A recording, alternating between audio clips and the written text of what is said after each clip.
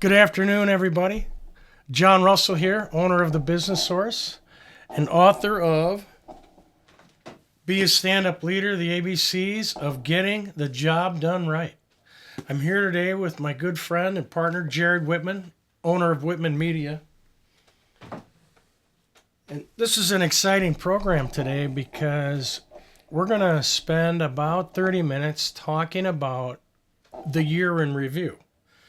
Here it is, what is it, January 10th? No, 6th. Okay, I'm 4 days ahead. It's the 6th. And we're just getting started on a new year, and there's a lot of exciting things that have happened in 2024. And 2025 is also looking to be quite an adventure. So, Jared, thanks for being here today, and thanks for setting up the cameras and the lights and everything. Thanks for helping me document my year in review by being the interviewer. Yeah, this is kind of a cool show. I also, before we get started into our conversations about the year in review, I want to point out that Jared and his partner Lucas have changed our set a little bit. We've evolved it a little bit. We're still in the same location. We're working out of my basement, which has been my office for like 20 years. And I like it. It's comfortable, and it gets the job done, and we're bootstrapping. And that's how you do it when you're an entrepreneur. So, but the lights are fantastic. The cameras are good. The microphones are awesome. Thanks for bringing all the equipment. Yeah. It's nice working with professionals who have good gear. It's funny because this is my travel gear, and then Right. I have my Bacon with Billy gear, and I have my Wittman Media gear. You got 3 different packages. Yeah. So you can be in more than one shoot at a time. I'm a video guy. I know. It's cool. And I just love equipment, and I love it when it works. Yeah. And that's the beauty of this right here. Yeah. This podcast has been a real adventure because we've been working through the chapters in my book, but today we're doing something different. And I want to ask Jared some questions because we're going to learn from his experiences, and then hopefully you'll be able to learn a little bit about some of these things we're talking about and maybe give you an advantage and maybe a slight competitive edge when it comes to talking about what's happening in the world of marketing and video and business right now.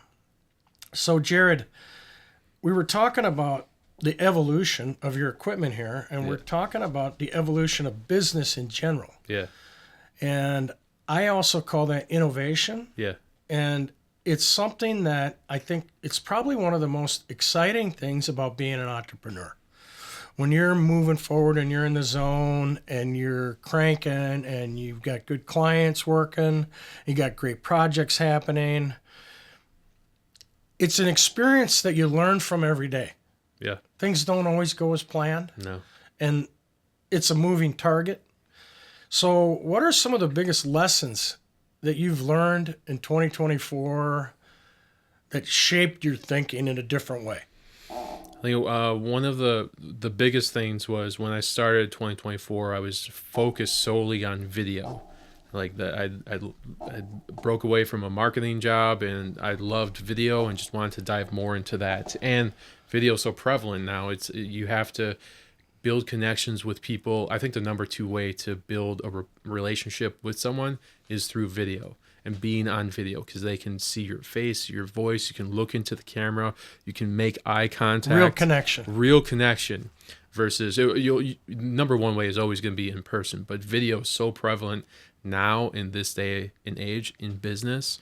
So I just focused in on video. And then the second half of the year, I kind of incorporated more marketing into my business. We've spent a lot of time talking about creating systems for you. Yeah. And that's something that I'm working on. I think like the end of the year, the biggest thing was slowing down. It's stepping out of the pool of chaos is what I like to say. Right. It's something that I've been in for the last 10 years. And now I have an opportunity to really slow down because I have a handful of clients that are basically taking care of doubling my revenue from 2024 and 2025. Right. So I have the ability to slow down and focus on my business and focus on the projects and the services that I'm offering with those clients.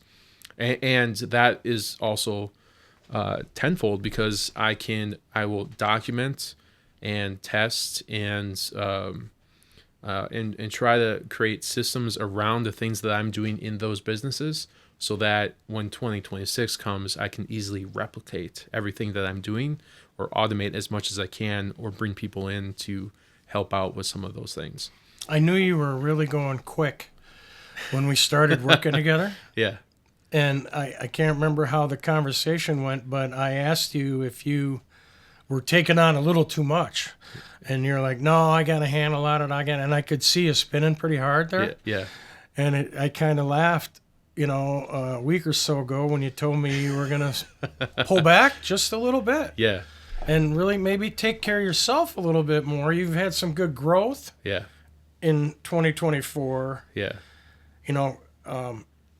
It's easier to keep a client than it is to get a new client. Right. Yeah. Right? Yes, indeed there is. I think like the beginning of the year, I could afford to work aggressively. Like, you didn't have a huge customer base you were going after. Right. And so like, that first half of the year, I think we connected in February and March. Yeah, and February. Then we started to work on this project, and I was basically managing a lot of it myself, and then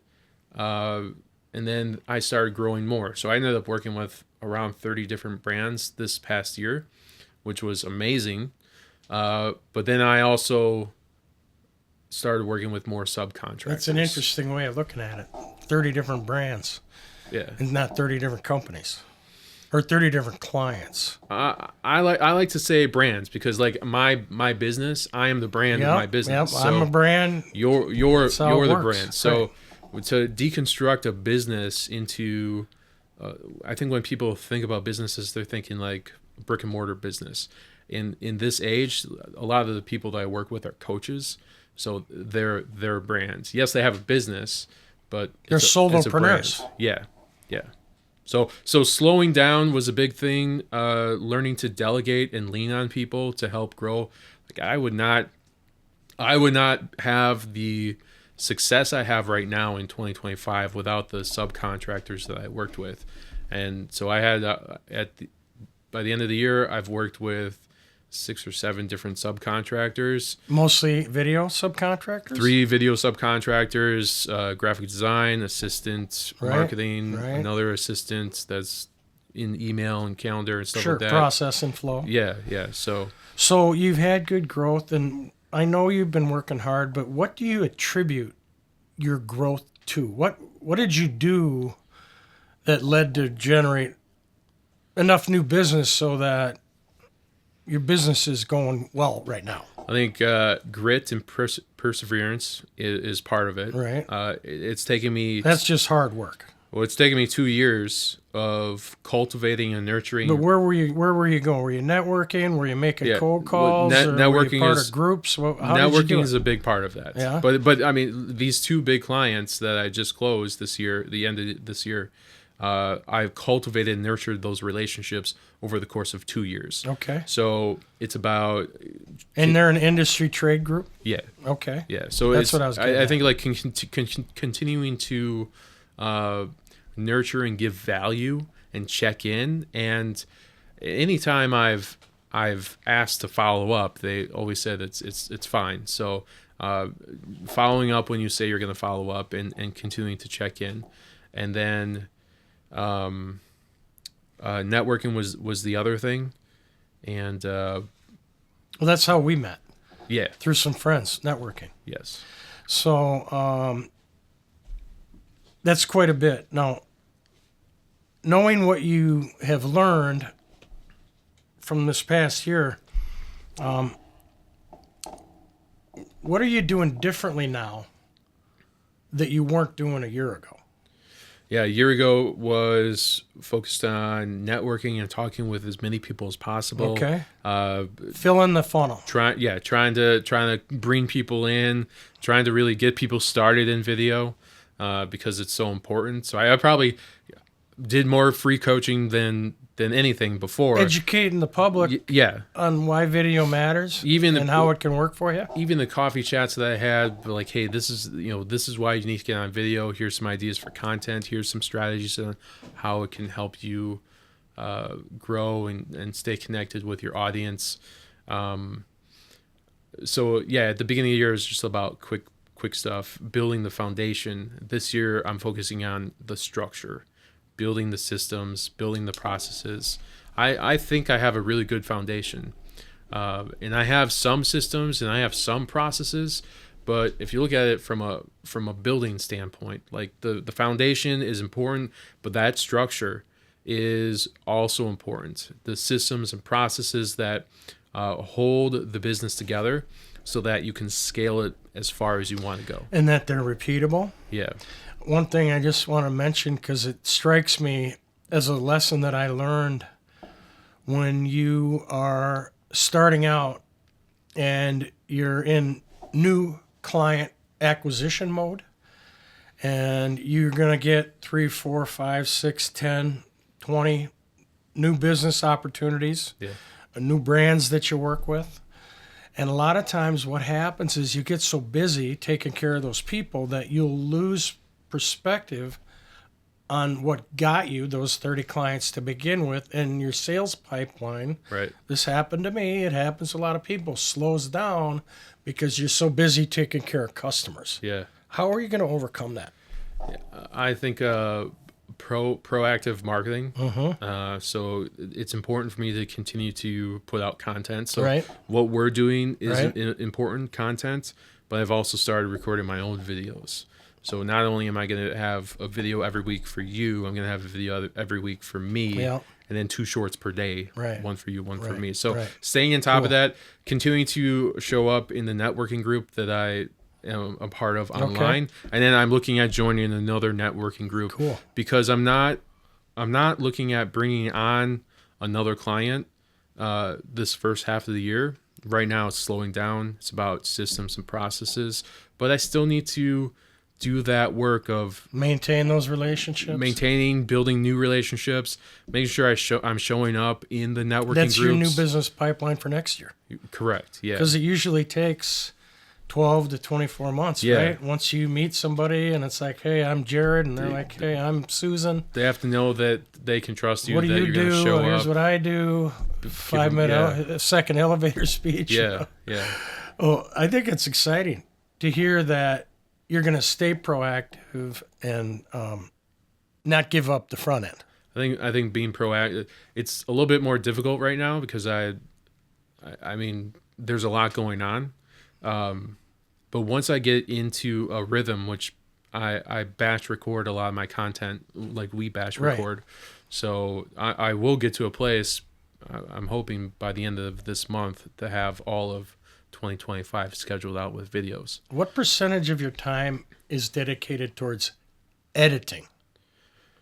1%. Okay. You got other people Yeah, doing that. yeah, and I think that's another paradigm shift that happened at the end of the year. Like, I love editing, I love being behind the camera and doing all that stuff, but at the end of the day, when I'm behind the camera, it's costing my company money. When I'm spending time editing, it's costing my company money. Even though I love doing those things, I can have someone else do it, like Lucas or some of the other subcontractors are working with me. Right. Have them take care of it. They send me a rough, and then I tighten it up and give them, add the sprinkles on top. Sure. Basically. So when you look ahead towards 2025,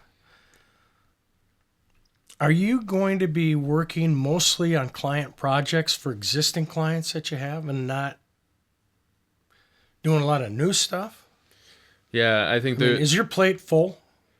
I could take on one other big client. Okay. But that would be from the marketing side of things. Right. Video side, I can bring on clients and projects, and I'm more than open to doing that. You got 3 different sets. Yeah. 3 different crews. Yeah. I have 3 different crews. Yeah. So I can take on more video work. Right. But when it comes to like marketing, Right. It's about being strategic with my time and making sure that I'm not pulled thin, because they will take they'll take up the majority of my time. Yeah. But like right now, I mean, doing the work, and I'm not talking about being behind the camera, yeah, and I'm not talking about doing the editing, but I mean, doing the heavy marketing strategy conversations and implementing strategies with clients. the stuff that only I can do. Right. Really. That's kind of like my deal, you know? Yeah. It's like, that's mind work. You're That's right. planning, and that's executing and communicating with the leaders inside your companies that you're working with and helping them by crafting the strategies to move them forward, because they're doing other things as well. Right. You know, that's heavy lifting. So I'm basically the fractional CMO of two of these companies. I'm helping build one marketing department Right. with the other companies. So it's a ton of fun. I am super excited. I'm so grateful for the opportunity to work with these companies in the manner that I am. But I could only really take on one more of those clients. Right. But as far as video goes, I'm not actively pursuing video because there could be opportunity with those clients to do video work. But I am open to doing more video. How many of your clients are committed to developing an online presence using video? I would say the B2C clients are mostly understand the benefits of video and the importance of Right. getting started on video. Right. Building a brand, making connections, that is all important. The second best way to do that is on video, because you have the opportunity to expand your reach and expand your impact. My home service companies right now, we're just focusing on marketing. There's no video involved, but they understand the importance in how video can be both a tool and a tactic. A tool being that it could be used to share content, could be used to save time by recording systems or processes or trainings or anything like that. A tactic being other content or customer video reviews or advertising pieces. So they all they blend together. And this is another cool thing that I was thinking, like, I've been doing marketing and video for the last 10 years, and like there are certain components, there's like a web of different things that have happened where, like, okay, I can alter and maybe do this and break this apart and offer that. But at the end of the day, I've only been focused on video and marketing for the last 10 years. And that is my thing. And it's really cool to be doing something that I enjoy doing and that I'm good at doing, and that I'm not worried about having to look at all these different areas. I can just be focused in on marketing and video, and that is one of my superpowers. So the story about where you started and where you come from and where you're at today is exciting to hear, because you're on a roll. You've been on a roll. Yeah. And you're going to continue to get better, because you're not the kind of guy, I know from working with you, where you're not sitting back. You're more interested in how do I get better and continuous improvement, which is something that we both share. Yep. But we all run into bumps in the road. Yeah. And, the difficulties that small business owners, solopreneurs, entrepreneurs, business leaders, managers, they face is occasionally there's setbacks. Yep. And sometimes they're easy to navigate around.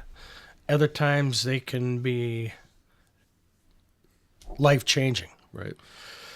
What have you experienced in the last year that you would consider, I guess I'll use the word failures, even though failure is kind of a strong word. Yeah. And I like the word setbacks better. you know, problems that set you back. Yeah. What have you experienced that was really difficult to deal with? I think one of the biggest things is communication, Right. especially as I'm managing projects around across different subcontractors. I mean, 3 subcontractors working on multiple projects for multiple brands. A lot of irons in the fire. Lots of irons in the fire. So I think that I failed in effectively communicating what my expectations were, Right. and and even lowering my expectations as to what my subcontractors could achieve or do. Right. And we're working together on 1099 as a 1099 relationship, right? So which is awesome. That provides a lot of freedom, but I feel that I can't say this is what this needs to be done at this time unless I say that or have a conversation about that, like pre-project, like, hey, this is what I'm expecting for this to be done. This is a rough. This is when I'm looking to meet with you to make sure that we're following up. Are you mostly talking about video shoots? Yeah, video shoots. They're very complex. Yeah. I watch you guys set up your cameras and set up the lights because you don't let me help. And probably for good reason. But the amount of settings and dials and intricate adjustments that need to be made with the cameras and the lighting and the audio. Yeah. It's hard to set an expectation for every little thing. I think it comes to planning. I as I incorporate more subcontractors for video, and I would like to do more, give back to the school that I went to, and by doing that, that's how I met Lucas. Actually, Colin introduced Lucas to me because I couldn't make it to the portfolio show, but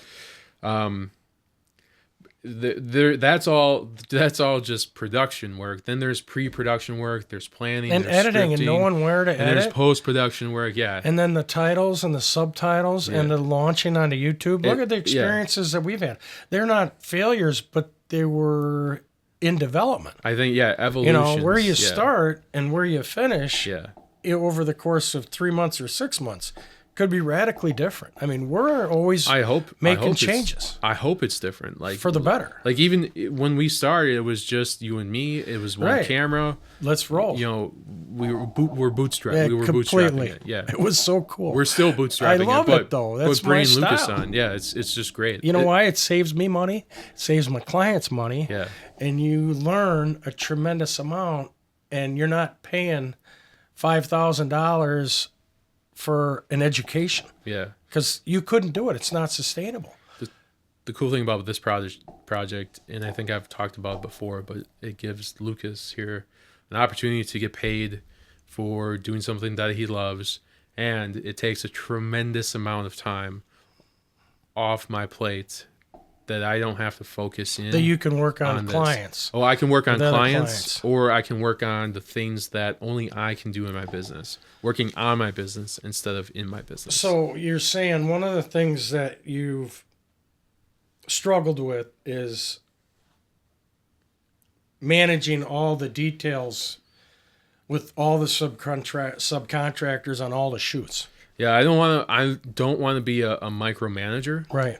Because that doesn't. No, that's not your best strategy. I think that I hold myself to a higher standard than anyone else holds. But setting standards and expectations isn't micromanaging. Right. Well, there's it's as long as you're not looking over their shoulder every 5 minutes or yeah. I think there's a. It's weird because I've been a W-2 manager, and now I'm a 1099 manager, and they're similar, but they're also different. I think so. Very different. I'm not micromanaging, but communication and setting expectations was something that I failed at the beginning, and that's one thing that I'm working on. Do you struggle with it, or was it just a recognition thing and now we're good?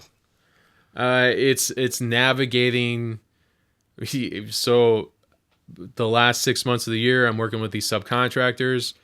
They're already in the rhythm. They have created these muscles.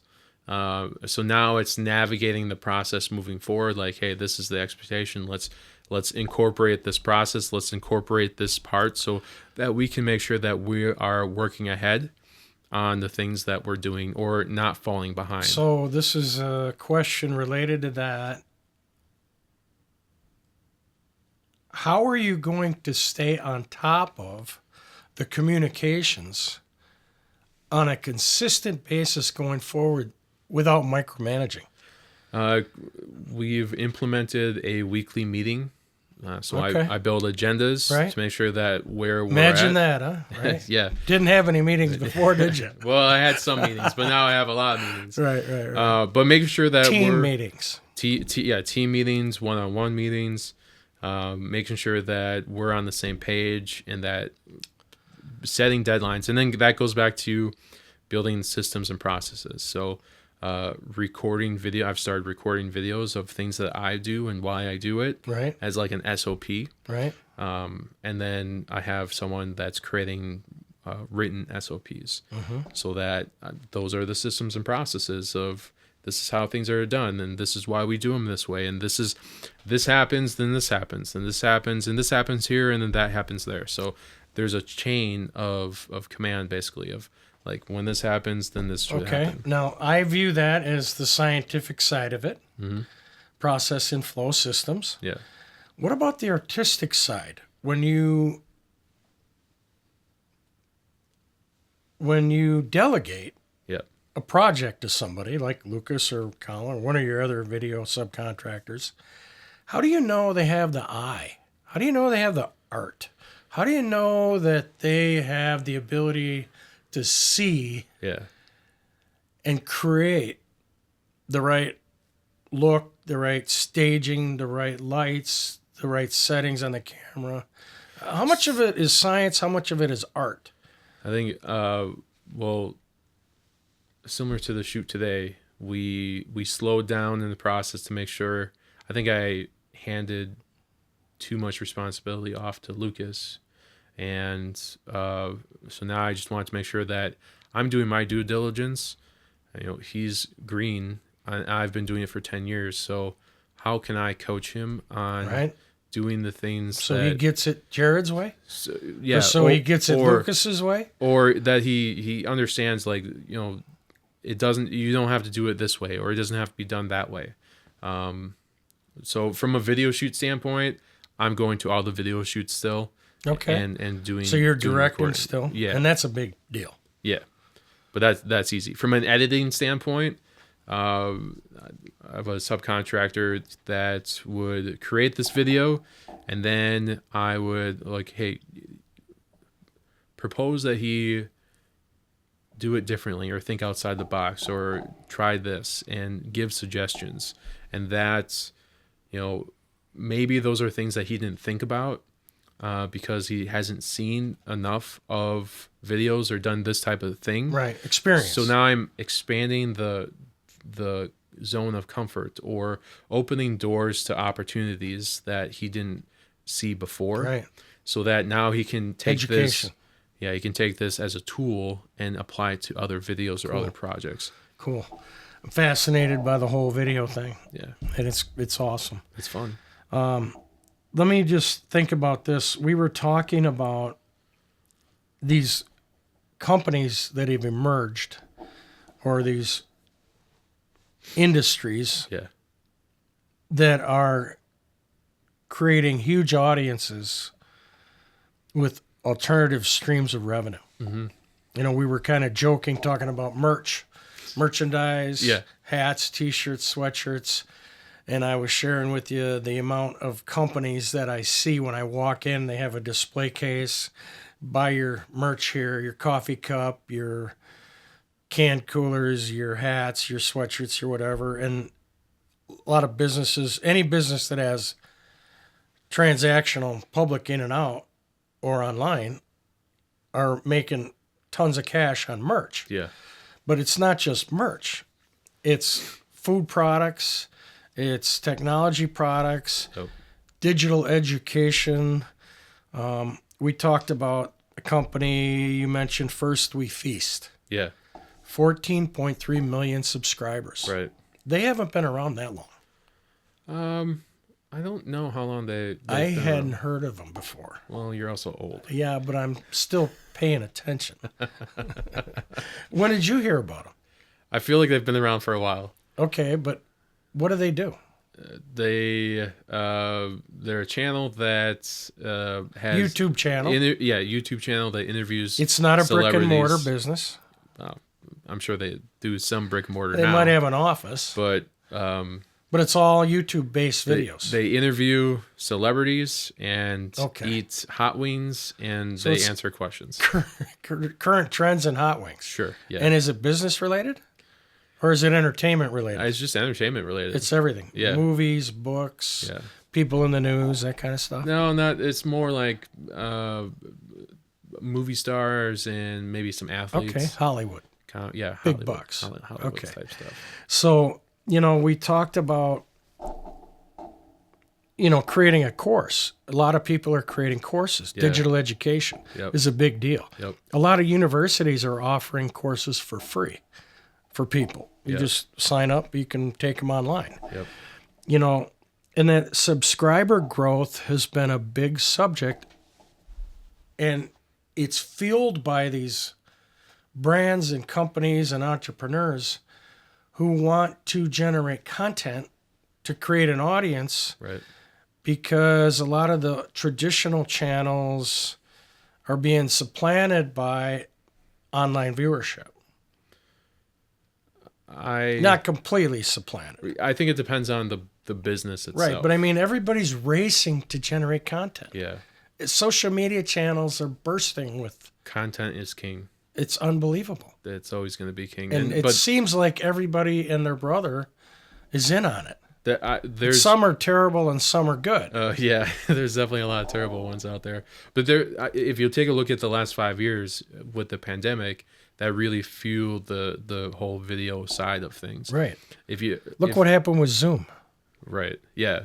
Boom. But if before video was prevalent, there was text and image postings. Let's take a look at Instagram. When Instagram started, they were solely an image sharing site. Pictures. Right. Yeah. Digital pictures. Right. And then over the last 3 years, 4 years, they changed their model. Everybody started going video. Yeah, it was a video thing. So Is now, that because YouTube? Well, YouTube was a part of it, Right. But And Facebook is in on it. I think it's just LinkedIn's because in on it. it's because of the Twitter. It's just where we are as a X. society. Video is so prevalent right now. So, is this all about sound bites? What are we talking about here? I think like going back to the courses and building a brand and what we're doing with your book, Right. and breaking it down chapter by chapter, what I'm doing with sharing content on video. People are so there's a section of society that is very hungry to learn and grow and change and improve and evolve, and they're sick of being a number at a W-2 job. They're sick of the confines of, they feel like they have more to them. There's more out there for them, and this is an opportunity to get into that field. So there is quite a few content providers. I don't want to call them influencers because I think that's a whole nother subject. Right. And I don't know if I think that's a good term or not. But these content providers that are making hundreds of thousands of dollars because they did a video and it went viral. Right. Like, I'll give you an example. There's a young lady on Facebook. Her name is Olivia. She started doing cooking videos, and her channel went viral. Yeah. 6 months later, or maybe a year later, she's online thanking her subscribers for changing her life. Yeah. And now I don't know how much money her channel brings in. Yeah.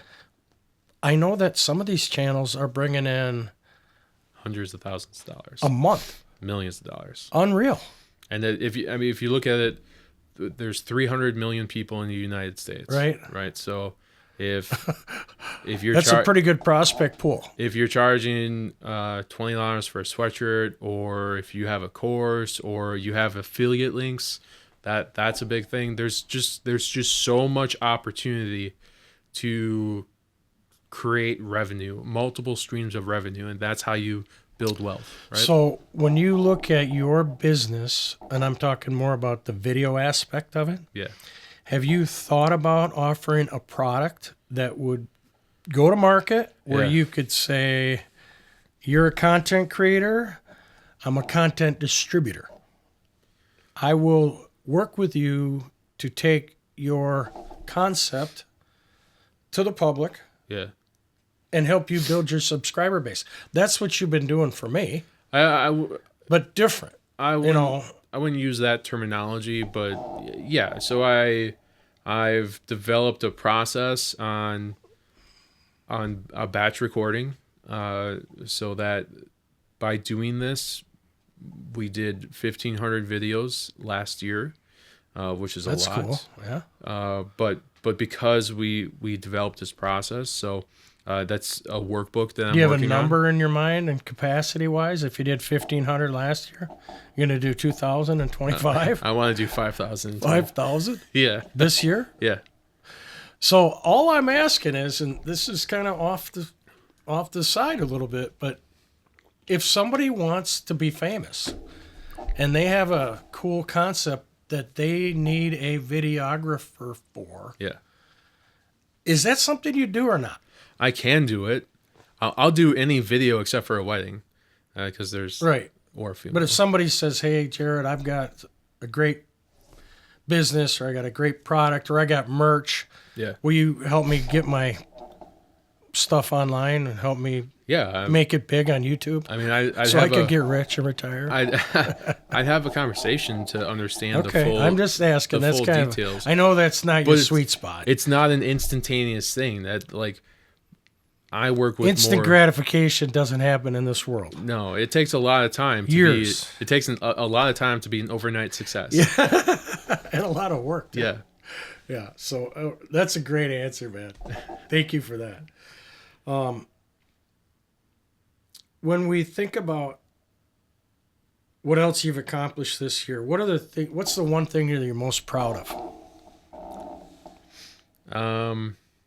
That's a good question. I got to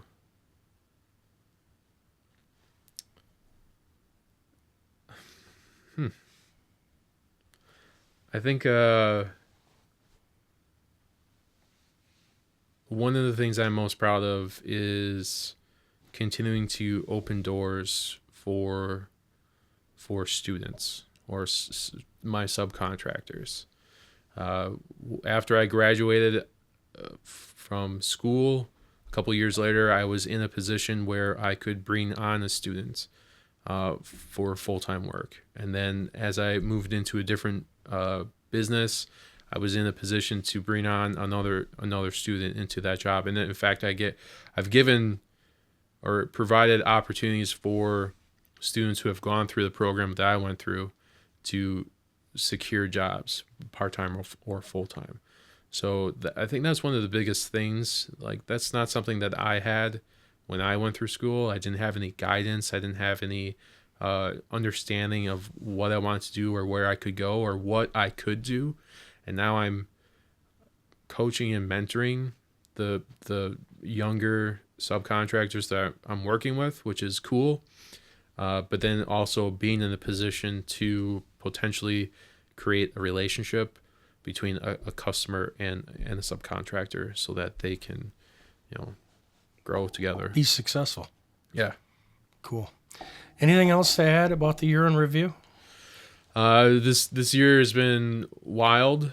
I have a lot more gray hairs than I started with, but I am not who I was a year ago. Like, I have evolved multiple times and have had many paradigm shifts over the last year. And I'm really excited about 2025 because of slowing down. And I think by slowing down, I can grow more into evolving into who I'm meant to be and who I'm here to be, and my more of my purpose on why I'm here on Earth, and just more philosophical thinking, more visionary thinking, thinking outside the box, building larger sales funnels, building ideas, compounding ideas. Like, all of that stuff is just going to compound and continue to grow, and I'll continue to grow into someone else. Wow. Thanks for letting me be a small part of it. Thank you for joining me. Yeah, I appreciate it. Thanks for being with us today. Look forward to seeing you on our next episode.